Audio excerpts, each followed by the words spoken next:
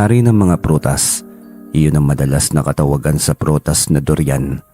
Matigas at matitinik na balat, may hindi kaaya-ayang amoy, ngunit anong sarap ito kung kainin. Sinong mag-aakalang magbibigay ito ng mutya na siyang magbibigay suwerte at magpapabago sa buhay ng taong mabibiyayaan ng taglay nitong pampaswerte. Totoong nangyari sa hindi matukoy na taon ng dekada 80. Pangalan at lugar ng kwento ay hindi tutukuyin para sa pribasiya ng mga tauhang nasa kwentong ito. Gupitin mo na yung palong ng yung tandang kanor. Ilang buwan na lamang pwede na yung panabong Utos ng sabungerong albularyo na si Lolo Amber. Tuwing Martes at Biyernes ang kanyang panggagamot. Ayon ito sa utos ng gabay nitong nilalang. Ano ba yan tayo? Mukhang tinuturuan mo na rin si Kanor na manabong di madadagdagan na naman yung mga sakit ko sa ulo niyan. Tanong ni Amor sa amang si Lolo Amber.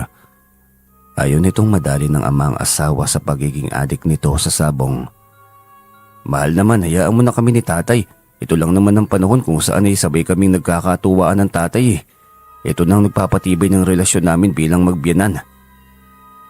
Ganon. Di naadik ka na rin sa sabong na yan. Iyan ang ituturo mo sa panganay natin. Abay sayang at magiging pulis na sana yun ngayong taon. Hindi ko naman ituturo sa anak natin, saka hindi pa naman ako naaadik dito sa kung akala mo mahal. Nasa 3 sabong pa lang naman ang nasaksihan ko at isa doon ay talo. Isa lang naman. Sabay senyas ng hintuturo sa kamay, sabay kindat sa asawa. Anak nang nagsimula ka ng matuto sa bisyo, Kanor. Kita mo, talo ka. Ilang pagkatalo pa bang gusto mo bago mo mapagtanto na walang silbi talaga yung sugal na yan? Isa nga lang, wala yun. Hindi na yun masusundan, pangako. Magkano naman ang natalo mo? 2,000 lang naman, saka matagal ko na yung itinatago kaya baliwala lang yun. Ay naku Kanor, magdadahilan ka pa talaga. Ano ang naging panalo mo sa 2 beses? Tigli 500, mahal. 1,000 lahat yun. Kita mo, talo ka pa ng 1,000. Nagbibilang ka rin ba ng tama, Kanor? Nakakainit ka ng ulo. Babawiin ko naman yun sa susunod. Kaya lang naman naging 2,000 dahil sa umaasa akong mababawi ko pa. Kaso lalong nadagdagan. Pero tiyak akong sa susunod ay panalo na. Ramdam ko yun. Napakuyom ng kamao si Amor. Naging manipis ang linya sa labi at nanliit ang mga mata na nakatitig kay Kanor. Awat na. Awat na, baka naman mamaya'y babatuhin mo pa ng kaldero itong si Kanor. Hayaan mo na. Wala pa namang bisyo itong asawa mo Tatay naman hindi ka talaga magandang impluensya sa asawa ko. Mahal, wag mo naman pagsalitaan ng ganyan si Itay. Mahal ko ang biyanan ko kaya kung saan siya masaya isasamahan ko siya.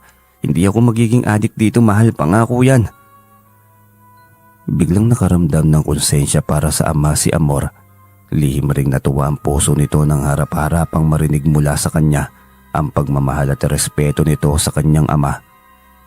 Simula noon ay nagtiwala na lamang din si Amor sa kanya na hindi siya magiging adik sa sabong at patuloy sa pagiging responsable para sa pamilya. 4 ang kanilang anak na tinataguyod nito at ang panganay ay nasa kolehiyo na. Hindi pwedeng hindi ito maghihigpit bilang ito ang ilaw ng kanilang tahanan. Nang hapong yun ay masayang umuwi si Louie galing sa bayan. Nag-aaral ito sa pagiging pulisya at huling taon na at magtatapos na ito. Tuwang-tuwa nitong iniabot kay Mang Kanor ang pasalubong nitong durian. Bigay po ito ng kaibigan tay, alam kong paborito mo ito kaya imbis na kainin ay dinala ko na lamang para ipasalubong sa inyo ni Lolo. Ayaw kasi nito ng nanay Naku, kayo nang kumain yan. Kasing baho ng kwan ng tao yan Ay, bakit ka pa nagdala nito ng prutas na yan, Louie? Ano ba yan? Alam mo namang pinakaayaw ko yung amoy niyan. Puno naman ng sustansya ito, mahal. Masarap pa. Kaya kung ayaw mong kumain, hindi ka naman namin pipilitin Kami na ni tatay ang kakain nito. O siya, kainin nyo na lang yan. Huwag na huwag ipagmamayabang pa sa akin ang prutas na yan dahil kahit kailan hindi ko yan magugustuhan. Reklamo ni Amor. Siya ring pagdating ni Lolo Amber mula sa kung saan. Ano na naman ba yung pagbabangayan yung yan? Kayong dalawa talaga, oo. Hindi na naubusan ng pwedeng pagbangayang bagay. Biglang sabat ni Lolo Amber. Napalingon silang lahat sa pinto. Panakanakang humakbang papalapit si Lolo Amber. Mabilis itong nilapitan ni Louie at magalang na nagmano rito ang kanilang panganay. Magandang hapon po, Lolo. Abay pagpalain kayo ng Panginoon, Apo. Mabutit nakauwi ka. Ang tagal mo nang hindi nakauwi, Apo ah. Opo, Lolo, abala kasi lagi eh. Siyempre, malapit nang maging pulis itong apo mo. Buti nga may 2 linggo kaming walang pasok. Magsisimula na kasi ang OJT at sa pagbabalik namin sa school. Nakakatuwa naman, Apo. May isa na akong pulis na apo na maaari kong maipagyabang. Abay malapit-lapit na. Siyempre naman, Lolo, para may pagmalaki mo ako bilang apo mo. Kaya magpalakas lang ho kayo. Sabay tayo mag-eehersisyo tuwing umaga kapag dito ako nakadestino bilang pulis. Ay, napakaswerte ko talaga sa iyo, Apo. Ano nga pala yung nangangamoy ngayon? Mukhang pabilyar ah. Ayan na nga ang pinagtatalunan namin kanina, Tay. Pinipilit ba naman nilang ipagyabang sa akin na masarap? Napakabaho amoy pa lang. Ayoko sa prutas na yan, Tay. Abay, masarap naman talaga ang durian, Amor. Bakit hindi mo kasi subukan tikman? Hindi yung huhusgahan mo lamang ang durian dahil sa masamang amoy nito. Sabi nga sa English ay, don't judge the book by its cover. Dahil ang laman niyan ay nagbibigay sa iyo ng iba yung katalinuhan. Ganito rin sa durian. Masama lang ang amoy. Pero siksik sa sarap at sustansya yan. Saka wag kayo. Ang ganitong prutas ay may taglay na mutya. Malay mo itong durian na bigay ng kaibigan ni Louie ay may nakapaloob balang mutya. Kagaya na kay Edgar sa langka. Narinig ko yun, Tay ah. Ang mutya ng langka ni Edgar. Yung binuhay ni Lolo Timyo ang bisa sa pamamagitan ng ritual at orasyon. Oo, siya yon, ang maswerteng bata. Akalain mo yon, sa langka lamang niya nakuha ang mutya. Abay, tignan mo ngayon, ang ganda ng kanilang buhay. Para sa kanya talaga yun, Tay. Yun ang ginawang paraan ng Diyos upang gawing maginhawa ang kanilang buhay. Oo, tama ka, Kanor. Kahit nga mga kaibigan niya ay naambunan ng kanyang swerte. Sadyang may mga mainggitin lamang siyang mga kaibigan. Ayaw madamangan, kaya gumagawa ng masama. Kaso, ay kahit kailan naman talaga'y hindi nakakalamang ang kasamaan eh. Lagi lamang ang mga itong napapahamak. Oo nga po, Tay, yung sigari ba yun? Ang mainggitin na aswang. Nako, mabuti na rin nang sa ganun ay nabawasan naman ng mga masasama. Grabe naman kwento yan, Tay, Lolo Amber.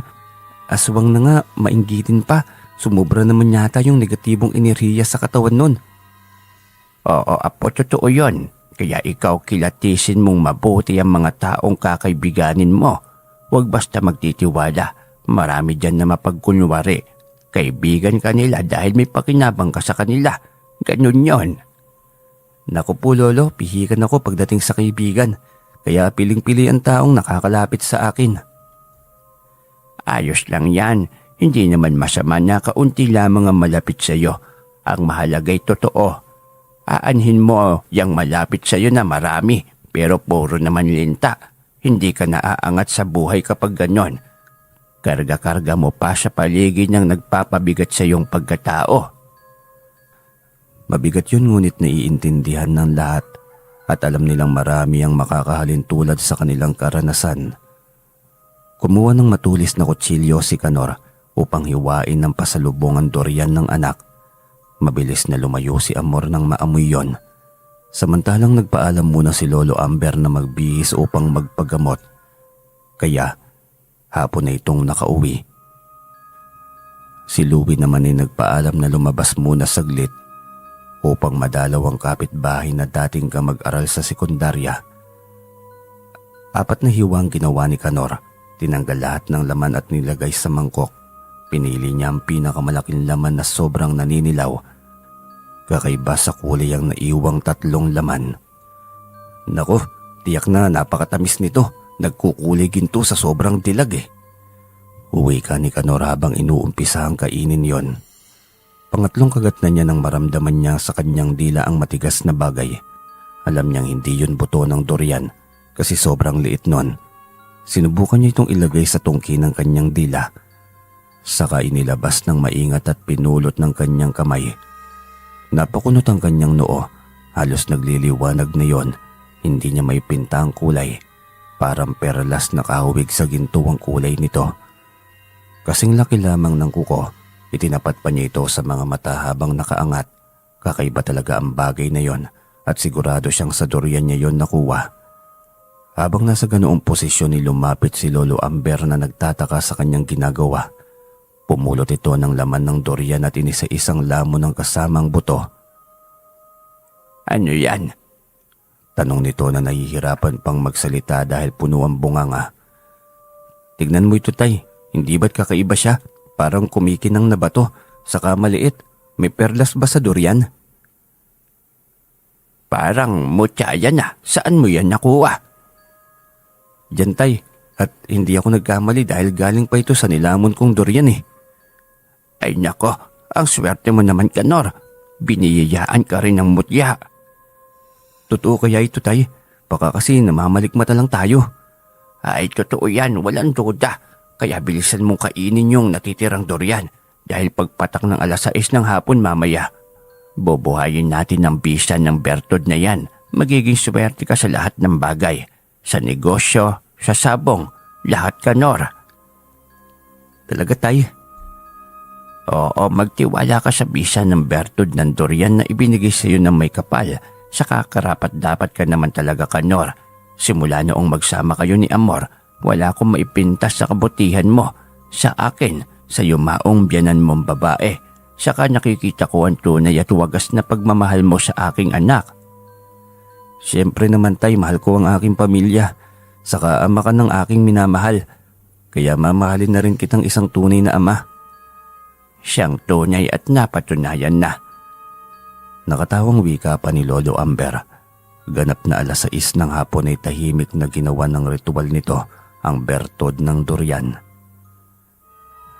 Kasama si Kanor, kailangan na maihayag sa mutya na ang may-aring nagtatangan nito ay siya. Hindi siya basta magkakaroon ng bisa ng walang gabay. Kaya ipinakita ni Lolo Amber ang isang nakakatakot na itsura ng nilalang kay Kanor. Tinakpan nito ng makapal na pulang tela ang kanyang mga mata. Mariin niya yung ipinikit at gano'n na lamang ang pagtataka niya kung bakit bigla na lamang may nagpakita sa kanyang diwa. Ano, may nakikita ka na ba? Nakikita mo ba ang magiging gabay mo? Ano to, Tay? Ang pangit, nakakatakot. Iyan ang gabay ng mutyang tangan-tangan mo na ngayon. Ibig sabihin ay buhay na ang bisa ng Bertod ng durian na nasa sayo. Nakakatakot naman, Tay. Ang laki ng katawan, ang itim pa. Nagbabaga ang mga mata, saka may hawak-hawak na tustos. Ay huwag kang matakot. Iyan at ang mutya mo magpoprotekta sa'yo kapag nasa bingit ka na ng kamatayan. Mabait naman yan sa'yo kasi gabay yan ng mutya mo eh. Tatawagin ko ba siya, Tay? Hindi, kusa siyang magpaparamdam kapag nasa bingit ka na ng kamatayan o kaya kapamakan. Siyang magtatanggol sa iyo, asahan mo yan. Nakakatakot pero ayos na po ako, Tay. Ayos ka na, isa ka ng antingero, Kanor. Nakakatuwa naman. Ikaw ba, Tay, may tangan ka ring mutya? Ay wala anak, yan ang totoo. Panggagamot lang talaga ang kaalaman ko, saka may gabay naman ako kaso para lang talaga yun sa panggagamot. Ganun po ba, Tay? Oo, iba yung anting-anting kasi proteksyon din niya sa katawan. Ililigtas ka niyan sa kapahamakan. Sila ng gabay mo. Wika ng matanda. Nagpasalamat siya sa ginawa nitong tulong para magkaroon ng bisa ang taglay niyang Bertod. Bili nitong ibalot sa pulang tela at bawal ilagay sa lupa o sahig na maaaring maapakan o madaanan. Sobrang saya niya sa biyaya na natanggap niya, ngunit kabubuhay lamang ng bisa ng mutya ay tila sinusubok na siya ng panahon. Paglabas niya ng pinto'y isang masamang balita agad ang bumungad sa kanya. Mahal, magmadali ka, puntahan natin si Bunso sa ospital ngayon. Dinala siya ni Amara sa tindi ng pinsalang natamo niya. Teka lang, Amor, bakit nasa ospital? Sa bahay ng tiya Amara niya siya hinatid ah. Hindi ba't hiniram siya ni Amara kanina? Oo, alam ko, pero nahulog sa punong kahoy ang anak natin. Pagmadali ka't kawawa ang ating bunso. Taranta niyang kinuha ang motorsiklo ng panganay. Mabuti na lamang at nagkataon na umuwi ito. Kaya may gagamitin siyang sasakyan patungong bayan. Pagdating doon ay bumungad sa kanila ang umiiyak na si Amara. Takot na takot ito nang makita siya. Hiniram mo dahil sabi mo kaya mong bantayan. Napahamak pa tuloy ang anak ko ngayon. Sana pala hindi na namin inasa sa iyo si Bunso. Hindi pa sana siya napahamak. Humingi ito ng paumanhin. Nagpaliwanag ni hindi nito sinasadyang makaidlip dahil sa pagod. Umiiyak ito nang umiiyak sa kanilang harapan. Sobra-sobrang pagsisisi nito. Sinabi din nito na sana hindi na lamang niya hiniram pa ang kanilang bunso. Tigilan mo na yan kapatid mo, Kanor. Hindi naman sinasadya ng tao eh. Sino bang gusto na maaksidente si Bunso? Tumahimik nga kayo. Amara, kumusta ang bunso sa loob? Paliwanag nito na sinisemento ang balikat nitong nabalian ng buto. Bukod pa doon ay wala namang ibang iniinda ang bata. Napabuga na lamang ng hangin si Kanor. Wala nang magawa pa dahil hindi na may babalik ang pangyayari. Magiging aral na lamang sa kanya na wag basta ipahiram ang anak kahit sa kapatid pa upang masigurong ligtas lagi ang anak. Iba pa rin ang alaga ng magulang, maliban na lamang sa mga magulang na walang pakialam sa kanilang mga sariling mga anak. Pabalik-balik sila sa ospital hanggang sa tuluyang makalabas ang bunso nila, pero wisyo ngunit walang magawa. Pupunta muna ako ng sakahan, wag mong iwanan si Laika, ang bunso natin. Oo, nasa ka. Hindi ko na ipapahiram pa. Tugon ni Amor. Kailangan niyang ikutin ang kanilang palayan. Nagkukulay ginto na yon. 3 araw na lamang ang bilang niya at aanihin na yon. Tamang-tama dahil simot lahat ng naitagong pera ni Amor dahil sa laki ng binayaran nila sa ospital. Pagdating niya sa palayan ay ganoon rin ang pag-akyat ng dugo niya sa ulo ng atakihin ng libo-libong maya ang kanilang pananim.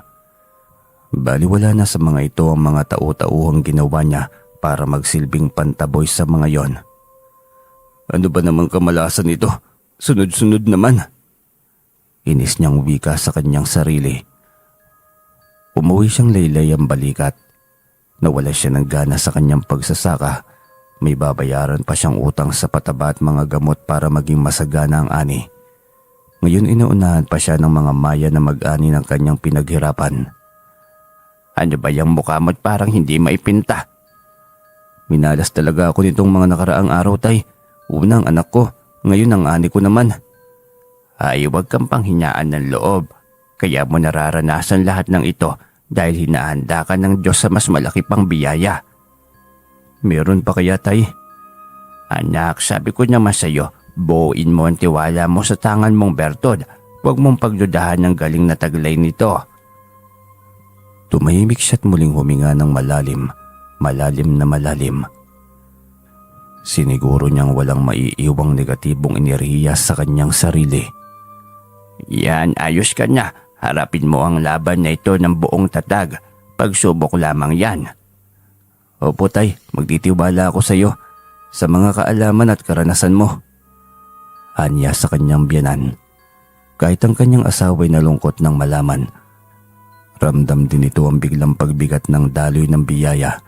Ngunit gaya ng sinabi ng kanyang biyanan, hindi doon magtatapos ang laban ng kanyang buhay. Magpapatuloy siya gaano man siya susubukin ng tadhana. Makalipas ang ilang buwan, unang araw ng pintakasi sa kanilang baryo, taon ng piyesta at sabong na rin. Tuwang-tuwa si Lolo Amber na kinukondisyon ng 2 taon ng ganadores niyang tandang. Napadaan si Mang Peryong, ang kumpare ni Mang Kanor. Patungo itong sakahan at nakitang himas ni Lolo Amber ang alagang manok nito, kaya lumapit ito habang pasa ng pala. Lolo Amber, unang araw na naman ang pintakasi ngayon. Ilalaban mo na naman ba yung tandang mong ganadores? Ay, abay oo Peryong. Ito talagang pintakasi ang lagi kong inaabangan bawat taon. Sabik na naman akong makita sa ruweda itong ganadores kong tandang. Abay itong tandang na ito ang nagpaganda nitong aming bahay. Yan din yung narinig ko, talagang swerte ka sa larangan ng sabong lolo. Ay hindi naman, talaga marunong lang ako sa pamahiin, saka kinikilatis ko ang aking tandang. Abay hindi pwedeng basta na lamang isasabak ng hindi sinusuri ang manok. Malalaman mo yan kung gusto mong lumaban ng tandang mo. Masigasig yan.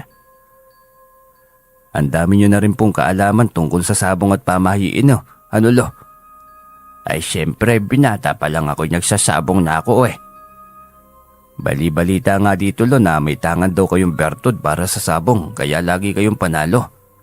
Ay yan naman ang hindi totoo. Karanasan lamang ang nagpapahusay sa akin, kung meron siguro ay tiyak akong hindi lang ito ang bahay na napagawa ko. Talaga ba, Lolo Amber? Ay abay, loko tong si Peryong napagkamalan akong antingero. Saka kung totoo man ay hindi ko rin na masasabihin yon. Pabirong wika pa ng matanda. Inutusan na nitong umalis ang panauhin. Alam nito na maglilinis pa ito ng mga pilapil ng mga palayan.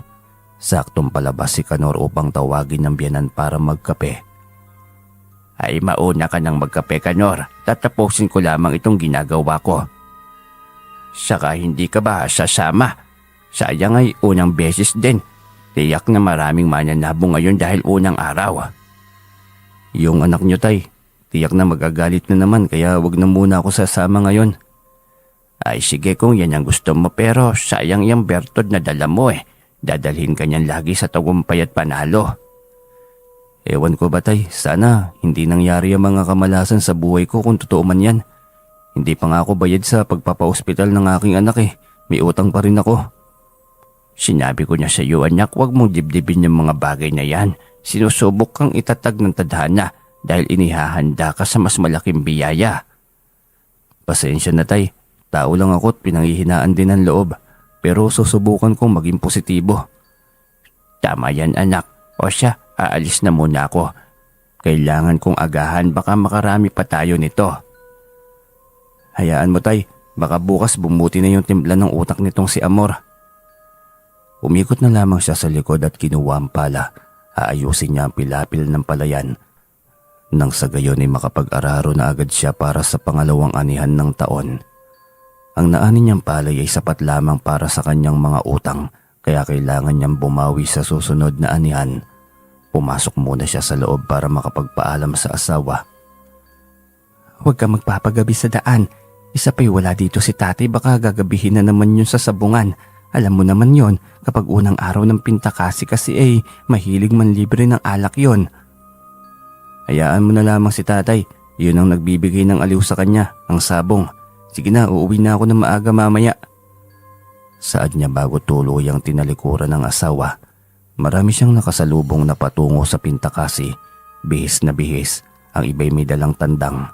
Madalas talaga sa kanilang kapanahunan, mga matatandang mahilig doon. Dating libangan ng mga matatanda, ngayon ay pinagkakapirahan na ng mga kalalakihan, binatilyo hanggang sa matatanda. Naisip niyang bigla ang mutya ng durian. Bukas na bukas din isusubukin niya ang buhay ng may tangan na bertod sa larangan ng sabong. Saka na siya magsasabi sa kanyang asawa kapag nakikita niya ang bisa ng mutya. Mabilis niyang natapos ang paglilinis ng mga pilapil, kaya diretso na siyang umuwi. Magdadapit hapon pa lamang. Pagdating ng bahay ay mag-ina lamang niya ang kanyang nadatnan. Hindi pa dumating ang tatay? Nag-aalalang tanong ni Kanor. Hindi pa, sabi sa iyo Nagpapainom na naman yon. Si tatay naman kasi kapag panalo ganun Ewan ko, Amor, pero ibang pakiramdam ko Huwag naman sana. Ano bang ibig mong sabihin? Hindi ko rin alam, basta kinakabahan ako. Hindi ko may paliwanag. Si tatay ang nasa isipan ko at hindi mawala ang kabang nararamdaman kong yun. Diretso siyang dumungaw sa bintana. Hindi mapakalit, hindi niya maintindihan. Naririnig niya ang lagitik ng kutsara. May kung anong tinutunaw sa baso ang kanyang esposa. Eto't uminom ka ng gatas para marelax yung utak mo. Salamat, Amor. Susunduin ko na lamang kaya si tatay. Naku, hindi na. Mamaya uuwi ka ring lasing. Hindi mo pa naman matatanggihan si tatay. Hayaan mo na't ihahatid rin yun ng mga kumpare niya kapag nalasing na. Mahal naman, matanda ng tatay mo. Hindi mo man lamang nakuwang mag-alala. Nag-aalala siyempre. Sinong anak nga bang hindi, diba? Kaya lamang ay matigas talagang ulo ng tatay. Anong magagawa ko? E di hayaan ko na lamang siya. Niyarok niya ang bigay na gatas nito. Pagkalapag niya ng baso ay biglang may nangapit bahay malayo pa lamang. Tila nagmamadali na tila ba may mahalagang bagay na dapat ipaalam sa kanila. Automatiko siyang napatayo. Sabay pa sila ng kanyang asawa sa pagbukas ng pinto. O Panoy, bakit napasugod ka rito? Ang layo naman ang inabot mo. Magmadali kayo. Puntahan niyo si Lolo Amber sa baryo. Bakit? Anong ginawa ni tatay? Itanong mo na lamang kung anong ginawa nila sa tatay niyo. Panoy naman, kinakabahan ako sa iyo eh. Naku, huwag kayong mabibiglak. Pero kasi talagang mapanganib ang tari ng tama eh. Ay ang tama ng tari eh. Alam naman nating lahat kung gaano kadelikado ang masugatan ng ganong patalim, hindi ba? Halos mabingi na siya sa sobrang pagbayo ng pulso ng kanyang puso. Pakiramdam niya'y lumobo ang kanyang katawan. Alam niya kasi ang tinutumbok ni Panoy. Ang kanyang asawa'y biglang natahimik. Hindi ito nagsasalita. Nang lingunin niya ito'y nakatulala na ito habang nakatingin sa malayo. Panoy, ano bang nangyari kay tatay? Alam naman natin na may laso ng talim ng tari, di ba? Panoy, diretsuhin mo na. Anong nangyari kay tatay? Patay na si Lolo Amber. Sinaksak siya ng tari sa kanyang likod. Walang nakakaalam kung sino ang may gawa. Sobrang bilis ng pangyayari. Bigla na lang nagkumpulan ng mga tao nang makita siyang nakabulagda na sa sahig. Tinakasan ng loob ang buo niyang katawan. Sinasabi na nga ba niya't may masamang nangyayari? Ramdam niya yun kanina pa. Pagdating niya sa pinangyarihan ng krimen ay naroon na rin ang mga kapulisan. Hindi na sila makalapit kay Lolo Amber. Kuyom ang kanyang mga kamay habang nakatingin sa nakadapa at wala ng buhay na biyanan. Nakakabit pa ang tari sa likod nito kung saan ito nasaksak. Isang lalaki ang lumapit. Ito ang liyamador ng sabungan. Iniabot sa kanya ang perang panalo ni Lolo Amber, maging ang bihag na tandang at ang ganadores nitong tandang. Baka may galit kay Lolo Amber o kaya may inggit. Lagi kasing panalo ang tandang niya eh. Yun nga rin ang iniisip ko. Mabait naman kasi ang matanda. Maayos nga kausap. Yan ang mga naririnig ni Kanor na pag-uusap sa paligid. Kung sino man ang taong may gawa nito sa iyo, tay, pinapangako ko sa harap ng iyong bangkay. Pagbabayaran niya ito at hindi ako makapapayag na patulugin lamang ng batas ang hustisya. Ako ang kikilos para makabit mo kaagad ito.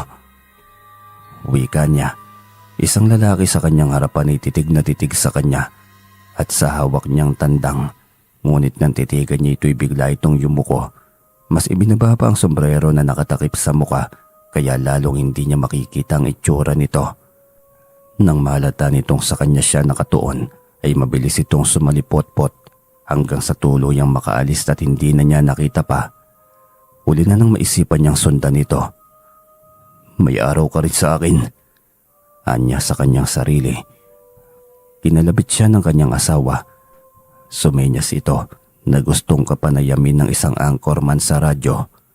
Tumanggi siyang magbigay ng pahayag na nawagan lamang siya sa kanyang anak na si Louie para ipagbigay alam dito na wala ng pinakamamahal nitong lolo. Matapos ang libing ni Lolo Amber ay naninibago siya sa kalungkutan ng buong bahay. Ang biyanan ay palagi niyang kabiruan tuwing nagkakape. Wala na. Nawala sa kanila ng biglaan kaya hindi katanggap-tanggap ang pangyayari. Napuntahan mo na ba ang mga pulis, mahal? Ano na bang balita tungkol sa suspect? Yun nga, amor. Mukhang nakapiring ang hustisya para sa atin.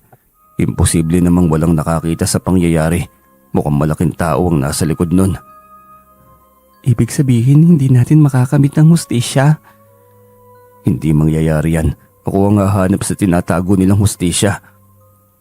Anong iniisip mo? Kung may masama kang binabalak pakiusap, huwag mo nang ituloy.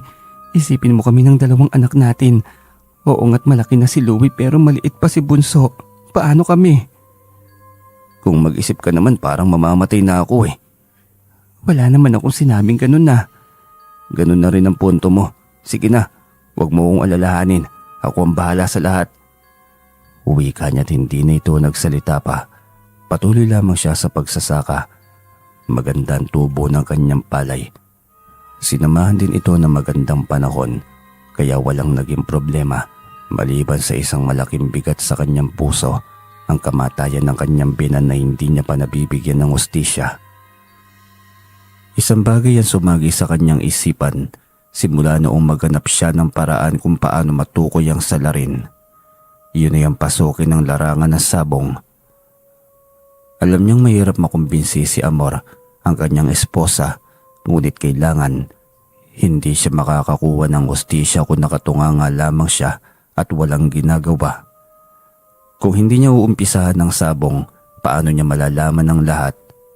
Pauwi siya sa kanilang bahay na makasabayan niya si Mang Peryong. Ang ganda ng tubo ng palay, Kanor.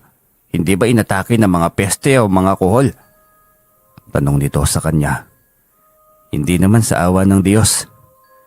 Nako, samantalang halos kaming lahat ng taga-karatig mo apektado. Kailan na naman ba lilisanin ng mga pesting kuhol na yan ang ating sakahan? Ay, oo nga pala, Kanor. Hindi mo ba isasabong ang tandang ng namatay mong biyanan? Unang araw ng pintakasi bukas sa kabilang baryo Maaga ba bukas mag-uumpisa? Hindi naman, madalas 1:00 ng hapon nag-uumpisa ang sabong. Pupunta nga rin ako dahil bala kong isabong yung nag-iisa kong tandang doon. Sige po, Mang Peryong, kita na lang po tayo ron. Anya't mag-uumpisa ang lahat. May kakaunting kaalaman siya sa sabong, ngunit hindi ganun karami. Saktong napadaan si Amor para pumunta sa bayan. Doon ito makikitulog sa kaanak dahil may okasyon. Gusto rin itong makasama ang kanilang panganay na si Louie. Mainam dahil makakakilos siya ng maayos. Maaga pa lamang kinabukasan ni binabad na niya ng maaga sa tubig ang hawak niyang mutya. Bago niya ihatid si Amor sa paradahan ng bus ay sinigurado niya na nakababad na ng maigi yon. Ang tubig na pinagbabara nang siyang ipapaligo niya sa tandang. Nang sa ganoon ay kasintigas ng durian ang katawan nito. Yun ay ayon kay Lolo Amber noong nabubuhay pa siya. Isarado mo lagi ang bahay kapag pupunta ka sa sakahan, mahal. Saka huwag ka magpapagabi sa daan. Oo, ilang ulit mo nang sinabi yan Pinapaalalahanan lang kita, baka mamaya matulog ka ng hindi naghahaponan. Huwag mong gagawin yon, lubang mahaba ang gabi para magpalipas ng gutom. Alam mo, mahal, umakyat ka na dun sa bus bago pa kayo maiwan. Hindi ako bata, ano ka ba? Kung hindi ko lang naman na-miss yung panganay natin hindi naman ako aalis dito Ayos lang yan nang makadalo ka naman sa ibang mong mga kaanak. Uwi ka niya rito. Ilang beses itong paruot pa rito ngunit sa tagbong yon ay tila mabigat ang loob nitong umalis. Marahil ay naramdaman nito na may gagawin siyang labag sa loob nito. Saka lang siya umalis nang makaalis na ang bus. Agad siyang nagbatid ng tricycle pa uwi na masigurong nakaalis na ito. Nagmamadali siyang nagbatid sa bahay. May iba ka pa bang pupuntahan, pare? Mukhang nagmamadali ka. Oo tutungo pa ako sa kabilang baryo. Bala kong isabong ang aking tandang. Ganun ba? Di magbihis ka at pagkatapos ay ihatid na lang kita sa baryo. Dadalo rin kasi ako sa unang araw ng pintakasi doon. Kaya nga nakapambihis na ako Ganun ba? Sige, tamang-tama pala, manong driver. Hintayin mo na lang ako, magbibihis lang ako sandali at kukunin ko lang din yung alaga kong ilalaban mamaya. Nagmadali siyang pumasok sa loob ng bahay at magbihis. Pagkatapos bumaba ng tricycle, kinuha agad niya ang binabad na mutya ng durian. Ibinalot niyang pabalik yon sa pulang tela saka inilagay sa bulsa. Bitbit niya ang isang baso ng tubig na pinagbabara ng mutya. Ibinuhos niya ito sa tandang ni Lolo Amber. Pagkatapos isinuklay ang kumikinang na mga balahibo nito. Napakalinis ng puting balahibo ng tandang. Alaga niya yun ng paligo kaya lagi itong malinis. Nagmamadali na siyang kinuha ito mula sa pagkakatali. Pagkatapos ay bumalik sa tricycle. Napangiting nakatingin sa kanya ang driver. Hindi rin halatang sabik ka masyado na mailaban yung tandang mo Napangiti na lamang siya sa sinabi nito. Pagdating sa sabungan ni masyado pang maaga, ngunit may mga sabungero na ring naroon. Hinahasa ang kanilang tandang. Isang lalaki nakasombrero ang napadaan sa kanya. May hawak din itong tandang. May nakakabit na maraming taring nakasabit sa baywang. Marami, Sawari niya isa rin itong mananari. Tinitigan niya ito dahil ramdam niyang makahulugan ito kung tumitig kanina. Subalit hindi na ito tumingin pang muli sa kanya. Nawala ang atensyon niya rito nang may biglang kumausap sa kanya. "Isasabong mo ba yung alaga mong tandang, pare?" Tanong ng mananari sa kanya. "Opo, ikaw yung nagkakabit ng tari sa mga tandang. Pasensya na, hindi pa ako sanay masyado sa sabong. Sumama lamang ako minsan sa aking biyanan." Uwi ka niya sabay sulyap sa gilid nitong may nakasukbit na maraming tari. Maraming tari kaya alam niya at sigurado siyang isa nga itong mananari. "Oo, ako ang mananari sa sabungang ito. Madalas naman kapag may sabong ay isang baryo sa akin ang lumalapit na mga sabongero." "Ganun ba? Sige po. Pakikabitan na lamang din po ng tari itong alaga ko. Ilalaban ko to hanggang sa kung saan niya kayang manalo." "Abay, ang lusog nitong alaga mo. Kaya tiyak na ganado ito sa oras na may sabak sa ruweda. Baka makalimang panalo pa ito ah." "Sana nga pare. Sana ganyang swerte ang sa akin. Oo nga pala, dalawa kayo ng lalaking yun ng mananari." Tanong niya sabay turo sa kaninang lalaki na nakasombrero na panayang sulyap sa kanya. Si Boss Tope, nako, big time yan. Sa kanya talaga ang mga tari. Siya lang din ang nagkakabit sa alaga niya. Ubod ng kuripot kahit mayaman." Bulong pa nito. Napatango na lamang siya rito habang kinakabit nito ang tari at patuloy ito sa pagkukuwento. "Oo nga pala, sana hindi kayo magtapat ng Boss Tope na yan." "Bakit, masyado bang magaling ang mga tandang niya pare?" "Hindi magaling, kundi balita ako'y madaya. Kaya talo din yan minsan, hindi nakakalusot ang pandaraya." "Kung ganun ay yumaman ng lalaking yun dahil sa pandaraya. Wala namang konsensya. Hindi man lamang ba niya naisip na may karmang babalik sa kanya?" "Parang ganun na nga. Balita ko nga kriminal yan eh. Kaya wag na wag kang didikit sa lalaking yan kung ayaw mong magkaproblema. Saka mapahamak na rin, mali mo, hindi ba?" "Paano niyo po nasabi yan?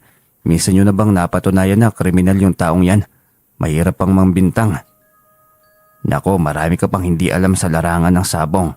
Kapag natalo ang tandang niya ng kalaban, pinapatay niya ito gamit ang kanyang tari. May nakasaksi ngunit ayaw lumantad kasi natatakot na mabalikan ng mamamatay tao na yan." Biglang nagliwanag ang hustisya sa unang sabak pa lamang niya sa sabong.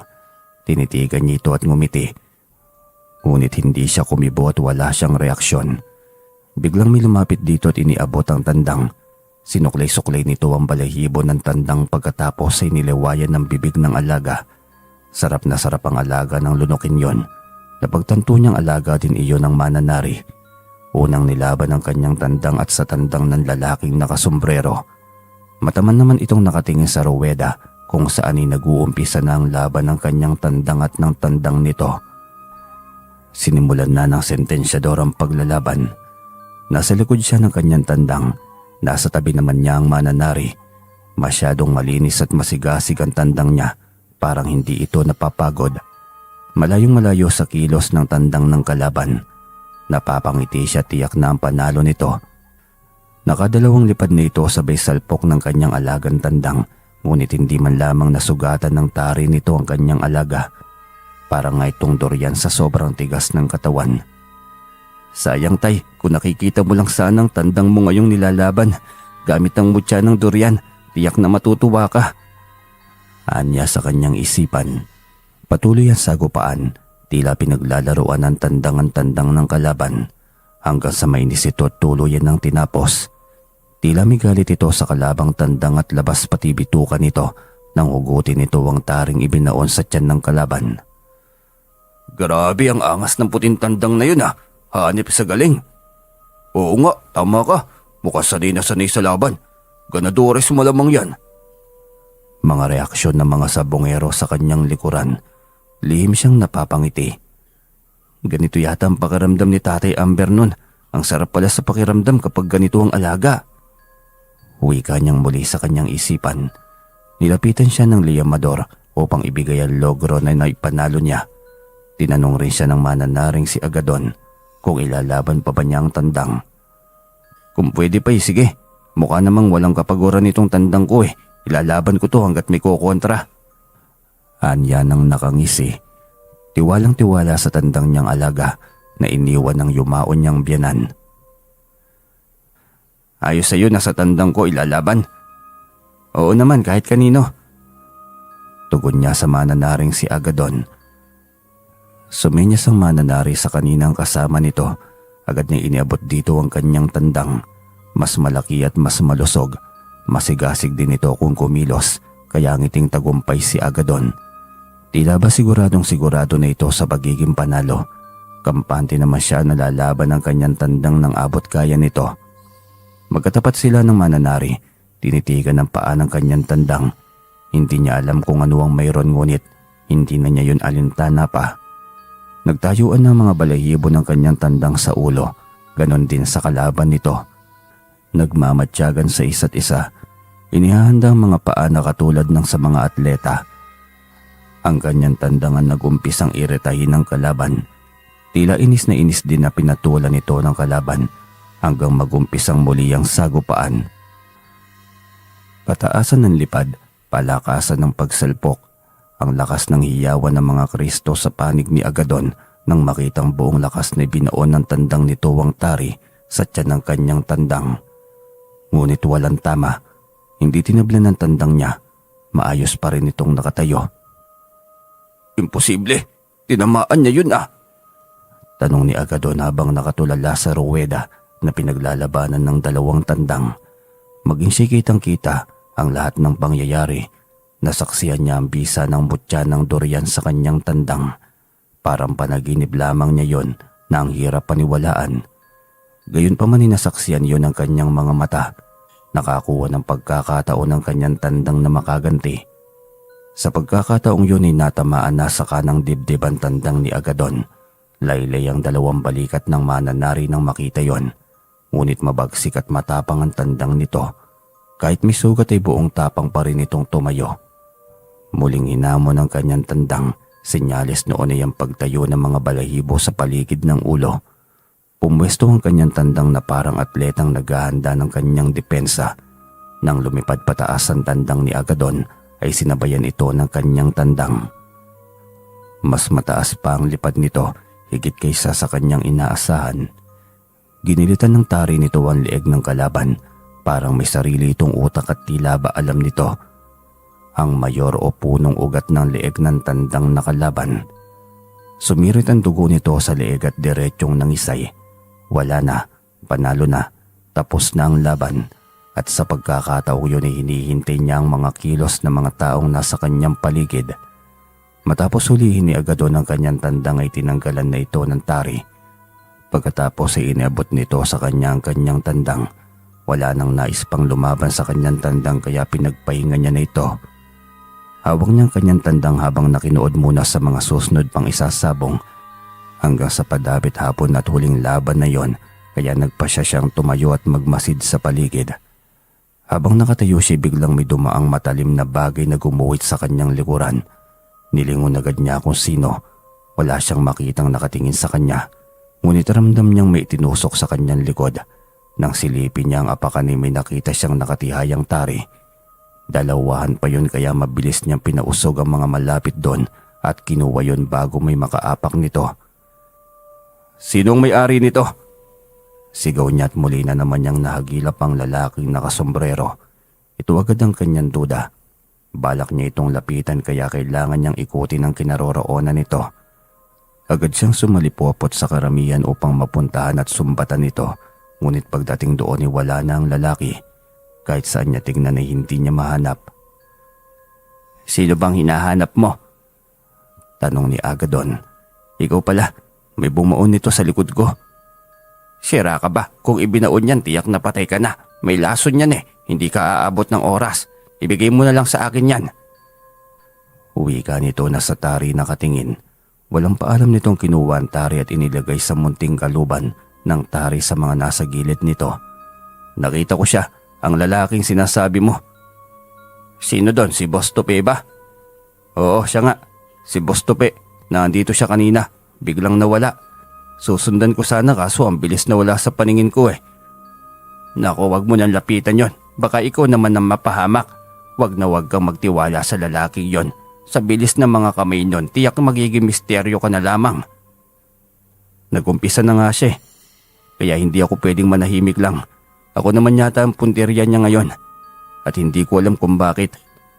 Saan ka ba sinabi mong natamaan ka? Tanong nito sabay ikot sa kanyang likod. Biglang bumulaga sa kanyang paningin ng nooy sinasabi ng kanyang tatay Amber na gabay. Napakaitim ng balat nito, sobrang laki at tangkad. Nanlilisik ang mga matang nakatingin sa kanya. Muli na naman siyang sumalipopot sa karamihan. Iniwanan niyang walang paalam si Agadon. Tinungo niyang kinaroroonan ng kapre. Ngunit wala na rin ito sa kinatatayuan nito. Nasaan na yun? Nandito lang yun kanina. Muli niyang inalala ang sinabi ng kanyang tatay Amber. Magpapakita ito tuwing nasa delikadong sitwasyon siya. Naguguluhan na siya nang muli niyang naisip ang pagguhit ng talim sa kanyang likuran. Hindi siya nagkakamali. May gustong sumaksak sa kanya gamit ang tari. Ngunit hindi siya tinablan. Alam niyan dahil yon sa mutya ng durian. Hindi pa tapos ang lahat. 1 linggo pa ang pintakasi at hindi siya naniniwala na hindi niya makukuha ang hustisya sa loob ng 1 linggo. Gayong may nakuha na nga siyang mga kaalaman. Kailangan na lamang niyang pag-aralan at himayin. Inihatid niya sa bahay ni Mang Peryong ang kanyang naging bihag. Nag-iisa lamang siya sa kanilang bahay kaya mas mainam na ibigay na lamang niya yon sa iba. Nako, salamat dito. Ang sarap nito sa papaya at palunggay. Sigurado ka bang sa akin ang lahat ng ito? Tama po kayo Mang Peryong. Mapapasarap ang higop niyo ng sabaw niyan. Oo naman, sigurado akong sa inyo lahat yan. Hayaan mo't pagkaluto ko ihatdan kita kaagad nang makahigop ka rin ng mainit na sabaw. Naku, salamat po. Kung meron tatanggapin ko rin. Sige Mang Peryong, alis na po ako. Pagdalikod niya agad na napansin nito ang malaking punit ng damit sa kanyang likuran. Ay, paano ba yung damit mo? Sayang at bago pa butas na. Teka, meron ba? Oo, ang laki ng punit sayang tuloy. Hayaan mo na Mang Peryong, baka may nakasagi lang siguro o bakal o anumang matalim na bagay. Dahilan niya't nagmadali ng lumisan. Pagdating niya ng bahay ay hinubad agad niya ang suot na damit. 2 malalaking punit ngayon. Ito yung nasagi ng tari. Balak siyang saksakin ng salarin ngunit hindi siya tinablan. Hindi niya alam kung bakit damay siya sa galit ng lalaki sa kanyang biyanan at kailangan niyang malaman ang kasagutan sa lalong madaling panahon. Nang gabing yun ay panay ang kahol ng kanyang alagang aso. Animoy may taong umaaligid sa paligid, kaya hindi rin siya nakatulog ng maayos. Nagmatsyag siya at baka natuntun na rin ang salarin ng kanyang bahay o baka matagal na ngang alam na salarin ng kanilang bahay, kumukuha lamang ito ng pagkakataon. Isang anino ang kanyang nakita sa malaking puno ng kahoy sa tapat ng bahay. Lumabas siya at kinuha ang kanyang itak. Mabilis siyang lumabas ng gate at pinuntahan ng malaking puno. Pinailawan niyo ng flashlight malayo pa lamang. Ngunit wala na ito. Hinanap pa niya sa paligid at alam niyang tao at hindi kung anumang elemento yon. Malinaw niya nakita ang mga yapak ng tao sa mismong puno. Wala rin sa itaas kaya malamang tumakas na. Kung sino ka man sinisigurado ko sa iyo, hindi mo gugustuhin na makakalaban ako. Aniya. Pumasok na siya ng bahay at kung nasa gilid pa man ito, ay hahayaan na lamang muna niya ang kanyang 2 aso na magbabantay. Hindi rin naman ito makakapasok kahit sa gate ng kanyang bahay. Si Hunter at si Bantay ang magiging katapat nito ron. Kinabukasan ay maaga pa lamang ay naghahanda ng muli siya para sa sabong. Ibang tandang naman ang kanyang dadalhin. Binabad niya muli ang kanyang mutya para ipaligo mamaya sa kanyang dadalhing tandang. Hindi muna siya pupunta sa kanyang palayan. Tatapusin niya ang 1 linggo na puno ng panalo at sinisiguro niya na makukuha niya ang hustisya para sa ama ng kanyang asawa. Alauna ng hapon na siyang lumabas ng bahay. Umidlip pa siya sandali dahil hindi siya makatulog kagabi sa misteryosong tao na umaaligid sa kanyang bahay. Kung sino ka man makikilala rin kita. Anya pa sa kanyang sarili. Pagdating sa sabungan ay ang mananaring si Agadon kaagad ang kanyang nakita. Nakasalubong na kaagad ito sa kanya. Ibang tandang na naman ang ilalaban mo. Tiyak ganadores pa rin yan, no? Hindi ako sigurado pero siguro wala namang tandang si tatay na hindi ganadores eh. Ang galing kasing mag-alaga ng tandang ng biyanan kong yun. Pagmamalaki niyang tugon. Madilim ang anyo nito ngunit pilit pa rin siyang kinakausap ng maayos. Akin na, kabitan na natin ang talim ng mailaban na. Pasensya na pala kahapon, nadali ko pa yung tandang mo. Bakit mo naman kasi inilaban sa tandang ko? Ayun ba? Wala yun, ganun talaga. Huwi ka nito habang inaabala ang sarili sa pagtatali ng tari. 4 na sunod-sunod na laban bago sinukuan ang kanyang tandang. Wala nang nais pang lumaban dito. Ang tindi talaga ng yung mga tandang. Ano ba kasing sikreto mo at ganyan kagaling yung mga yan? Hindi ko rin alam agad dun. Tamang pakain at alaga lang naman. Ganun lang na may ginagawa ko. Hindi ka panipaniwala yan. Alam kong may tangan kang mutya at ginagamit mo ito sa iyong tandang. Bakit ayaw mong ibahagi? Ang damot mo naman. Manang-mana ka sa iyong biyanan. Bakit ka ba nagagalit? Saka bakit kilala mo ang biyanan ko? Nagulat ito sa kanyang naging tanong. Biglang binawi ang unang reaksyon. Hindi naman ako nagagalit. Sinubukan lang naman kita kung kakagat ka ba. Hindi nito sinagot kung kilala ba nito ang kanyang biyanan. Biglang binago pa nito ang kanilang pinag-uusapan kanina nang biglang nahagip ng kanyang paningin ng kaninang lalaki. Nagmamadali itong umalis kaya mabilis siyang nagpaalam sa kanyang kaharap. Saan ka pupunta? Bumalik ka rito. Sigaw ni Agadon. Ngunit hindi niya ito binigyan ng pansin. Dire-diretso siya, kapantay ng lalaki. 5 metro ang layo mula sa kanya. Nang makalayo na ito ng kaunti sa karamihan, ay saka lamang ito huminto sa paglalakad. Lumingon ito sa kinaroroonan ng sabungan. Hindi nito napansin ang kanyang presensya sa tapat nito. Nagmadali siyang nilapitan ito at bago pa man ito makalayo, ay nakatutok na ang palagi niyang baon na maliit na kutsilyo sa tagiliran nito. Subukan mong lumayo. Tinitiyak kung malalagyan ng gripo ang tagiliran mo. Bulong niya rito kaya naistatwa ito at napataas ang kamay. Bakit ba? May atraso ba ako sa'yo? Kilala na kita, Tupi. Ikaw ang mamamatay tao sa sabungan gamit ang tari. Kamuntik mo pa nga ako madali. Nakalimutan mo ba yon? Naku, mukhang nagkamali kayo ng intindi. Hindi ako kriminal. Hindi ko ginawa yun sa inyong biyanan. Kita mo naman, kilalang kilala mo talaga ang biyanan ko. Kahit sino naman kilala si Lolo Amber. Mga ganadores kaya mga tandang nun. Magaling na sabungero kasi yun. Hayop ka, Tupi. Kaya ba pinaslang mo dahil alam mong nalalamangan ka na ni tatay? Ano bang sinasabi mo? Hindi ko alam kung ano ang nangyari ng hapong yon. Nag-aagaw ng liwanag at dilim nang mangyari ang bagay na yon. Mabait ang tatay. Hindi niya natapos ang kanyang sasabihin nang biglang may dumating. Si Agadon at sinunggaban ng dalang tari si Tupi. Walang hiya ka. Dadalhin mo pa itong kaibigan kong kriminal ka. Agadon, bakit mo pinaslang? Hindi pa ako tapos magtanong eh. Isa pa, wala akong balak na pumaslang ng tao. Ang bilis mo namang kumilos. Tanong niya habang mabilis na itinago ang kutsilyo sa sinturon niyang nakatali sa baywang. Palingon-lingon siya sa paligid. Walang tao sa gawin nila. Kinakabahan siya at nanlalamig. Pakiwari niya siyang salarin. Subalit itong kaharap niya ay baliwala lamang ang ginawang pagpaslang sa lalaking nakabulagta sa kanilang harapan. Kaysa ikaw ang mapaslang ng hayop na yan, kaya inunahan ko na. Huwag ka kasing kumilos mag-isa. Sa ginawa mong yan ay mapapahama ka ng hindi alam ng pamilya mo. Tinatanong ko siya kung bakit niya nagawa yun kay tatay. Wika niya habang tinititigan si Tupi na may sinesenyas sa kanya. Hindi niya yun maintindihan. Masama ang titig nito sa mananaring si Agadon. Naghihingalo na ito at hindi na makapagsalita pa. Lumuhod pa siya sa harapan nito para sana tanungin kung ano ang nais nitong sabihin. Ngunit humugot na ito ng huling hininga. Walang kriminal na aamin sa kanyang kasalanan, tandaan mo yan. Halika na, bago pa may makakita sa atin dito. Uwi ka nito habang nakangising nakatitig sa nangingisay na si Tupi. Binawian nito ng buhay. Wala sa sariling napasunod siya sa utos nito.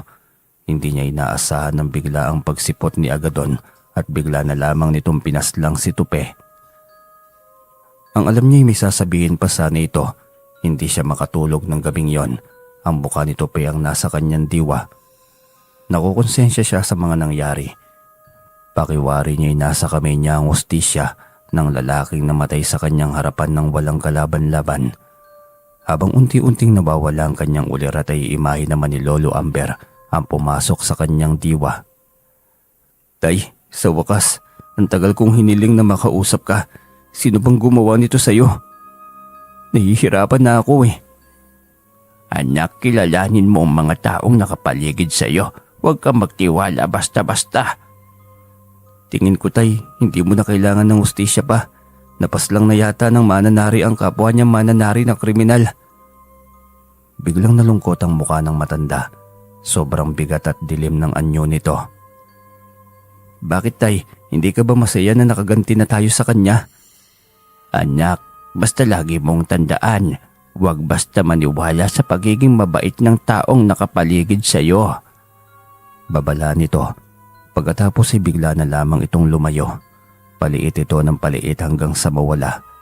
Tinawag niya ito ngunit hindi ito nakikinig. Napapaos na siya sa kakatawag dito nang biglang magising siya dahil sa sobrang sakit ng lalamunan. Tay! Sambit niya bago tuluyang magising. Naliligo na siya sa pawis. Tila ba pagod na pagod sa malayong nilakad. Napanaginipan na naman niya ang kanyang ama, ang kanyang biyanan. Hindi niya maintindihan kung bakit may kakaibang bigat sa kanyang nararamdaman. Hindi pa ako tapos tay, alam kong may dapat pa akong malaman. Anya pa sa kanyang sarili. Saka lamang niya naisip na hindi pa siya naghahaponan. Bumangon siya at tinungo ang kusina. May tirang kanin pa kaya nagpiprito na lamang siya ng dilis para may ulam. Naisipan niyang buksan muna ang radyo at makinig ng balita. Bungad pa lamang ay pangalan na ni Tupe ang unang tinawag. Alam niyang tungkol iyon sa pagkamatay ng biktima. Bigla siyang kinabahan. Paano kung may makakita sa kanya? Pero mukhang wala naman. Bukod pa doon ay nag-aagaw na ang dilim at liwanag ng mangyari yon. Wala namang nabanggit na isang killer si Tupe. Bagkus ay nabanggit ng anchorman ng tungkol sa salarin. Ang mamamatay tao sa sabungan na ang gamit ay tari sa sabong. Bigla niyang naisip si Agadon. Lumubo ang kanyang utak na sumagi ang lalaking yon sa kanyang isipan. Mukhang may nakuha na siyang ideya. Hindi siya mapalagay ng mga sandaling yon. Parang gusto na niyang magumaga. Pero ano ang gagawin niya?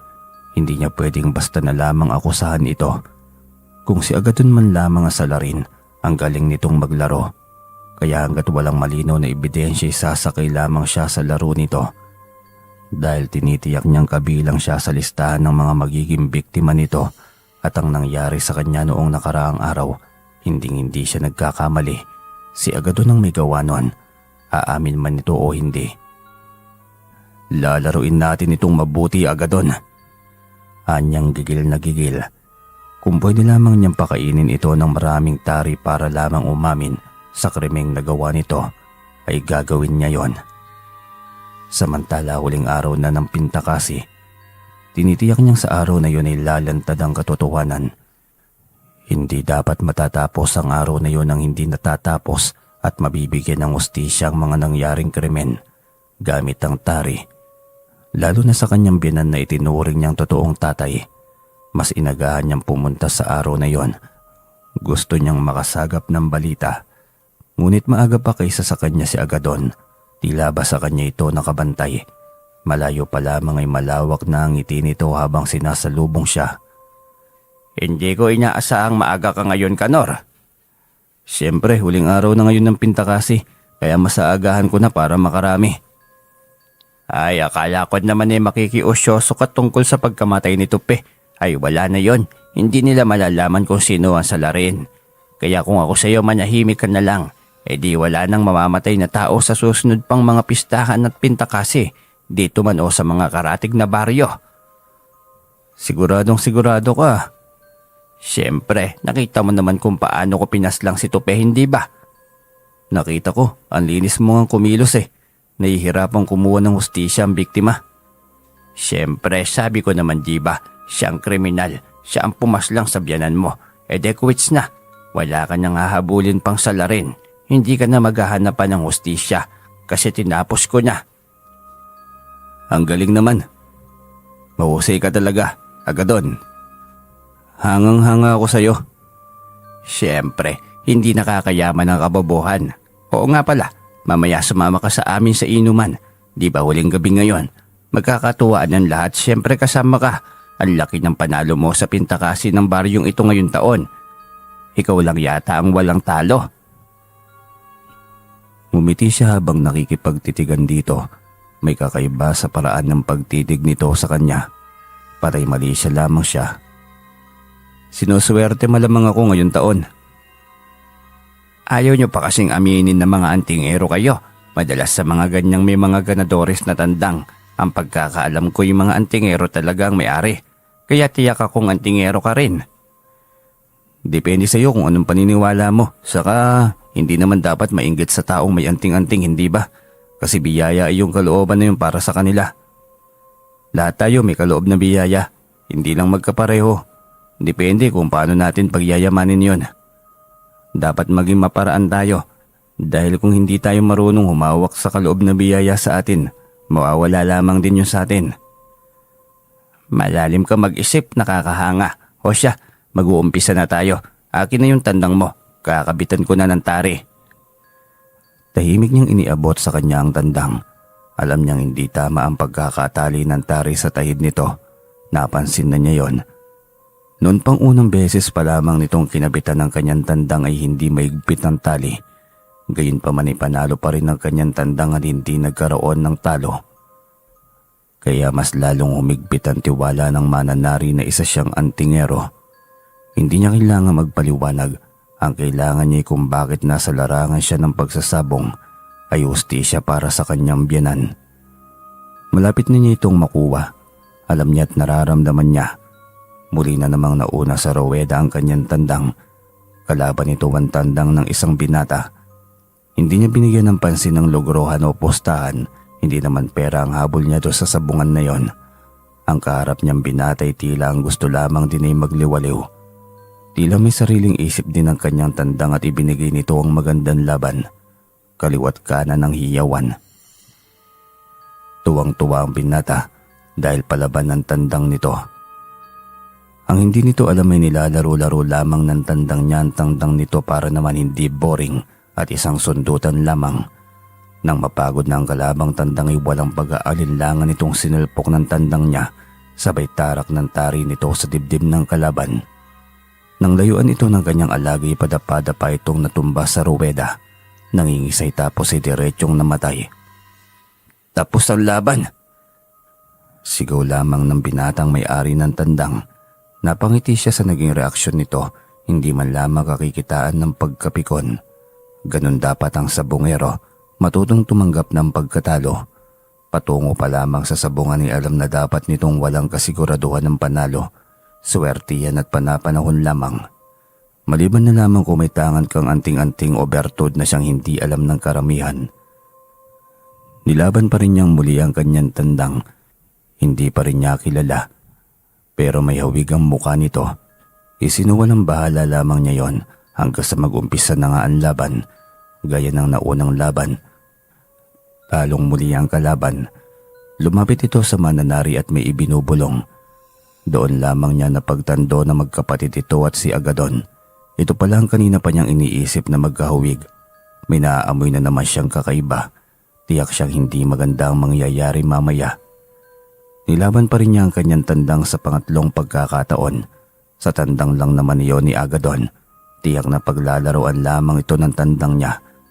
Kaya mas lalong kukulo ang dugo nito sa kanya.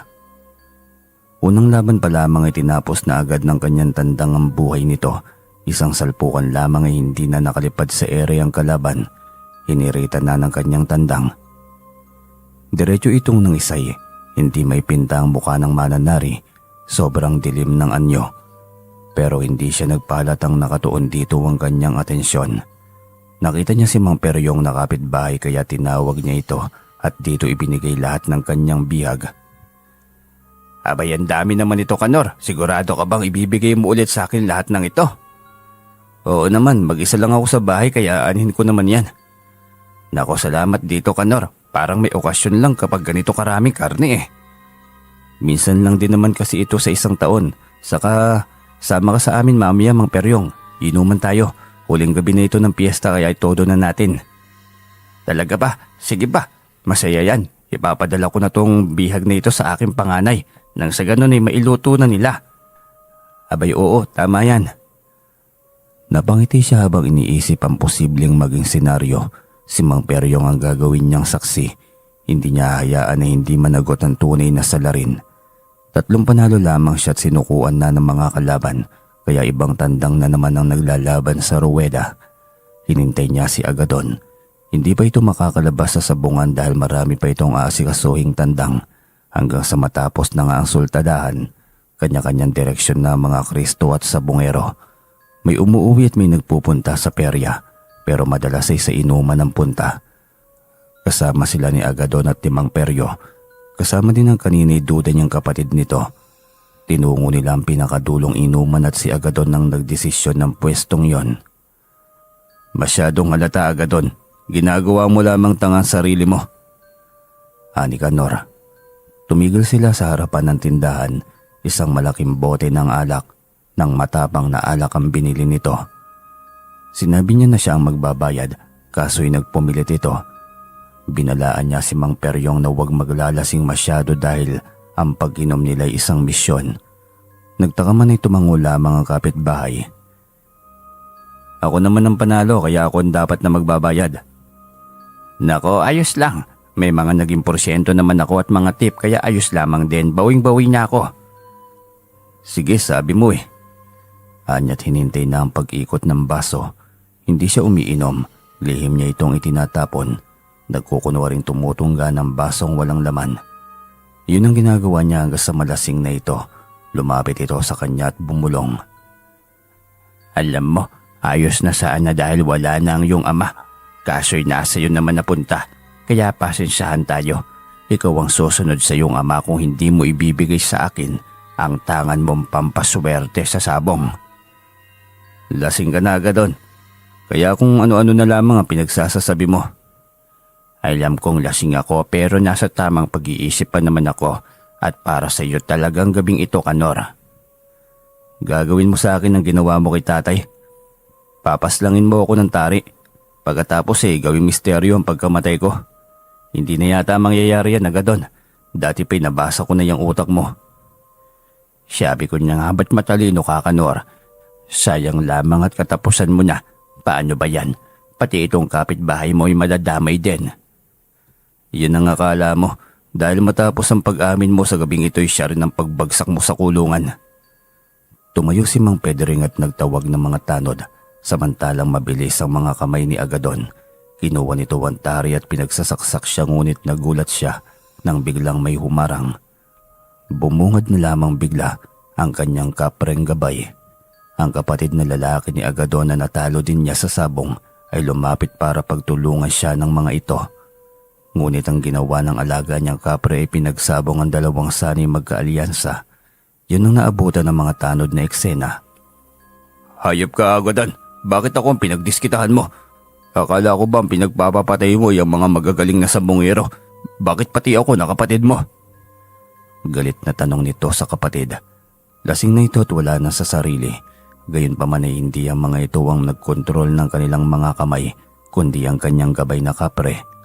Walang ibang nakakakita kundi siya lamang. Inaresto ang mga ito nang marinig mismo sa bibig ng mga ito na si Agadon ang siyang pumapas lang gamit ang tari. Galit ito sa mga laging panalo sa sabong, lalo na kung sunod-sunod ang panalo. Hindi niya kasi maranasan ng ganoong bagay. Ilang taon na ito sa larangan ng sabong hanggang sa naging biyasa sa pagkakabit ng tari. Ilang beses na nga ito nandaya at sa paglalagay ng mga tari ng kalaban, ngunit sadyang kapag masama ang hangad ay hindi nagtatagumpay. Ngayon ay nabigyan na ng hustisya ang pagkamatay ng kanyang biyanan. Sayang lamang at hindi na ito nakadalo pa. At hindi nito maihahatid ang apo sa entablado para kunin ang diploma sa pagiging pulis. Ganun talaga sa larangan ng sugal. May mga panganib na kakaharapin. Kaya bago pumasok sa isang bagay, dapat isipin kung ano ang konsekwensya na pwedeng kakaharapin natin. Hanggang dito na lamang po ang kwento mga ka-DM. Meron lang po akong munting katanungan bago po kayo umalis sa bidyong ito at bago kayo makinig ng ibang istorya natin.